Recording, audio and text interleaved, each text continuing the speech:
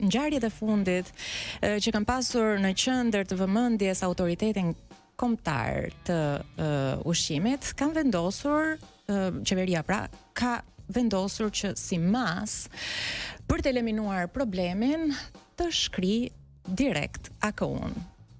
Tani, në mos përgjigje tjetër, mendoj që shkrirja e AKU-s mund të përdoret fare mirë si një temë bisede për të shkrirë AKU-lin me kolegen që të pëlqen tek puna apo kolegun, varet. Dhe për te batutës, mua më pëlqen shumë gjithmonë metoda adamudiane që shteti ynë ka për të dhënë zgjidhje dhe drejtim problemeve serioze në vendin tonë. Kujt i duhet në fundit ky autoritet për mbrojtjen e konsumatorit? Nuk e kuptoj. Ky që do të them tani, Kedos është një lajm vërtet, nuk di si do ta them, hilarious.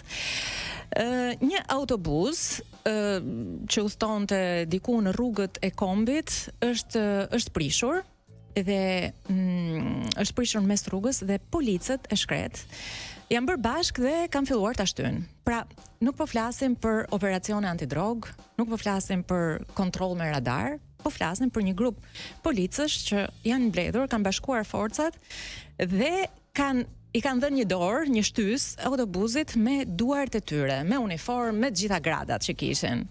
Pramjet ishin vërtet frymëzuese.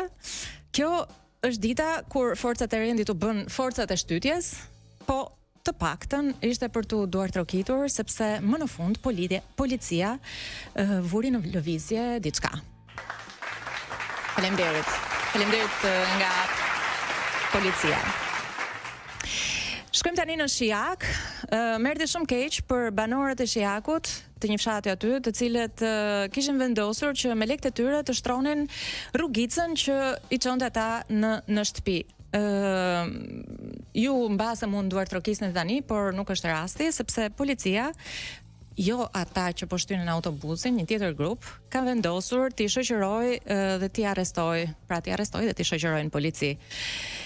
Tani, ky është një lajm që megjithse i ri, i ditëve të fundit, tingëllon pak si déjà vu. Banorët e Shijakut mund të kenë qenë të lodhur nga pritja që shteti t'u shtrojë vetë rrugën, dhe kanë vendosur që ta shtrojnë me lekët e tyre.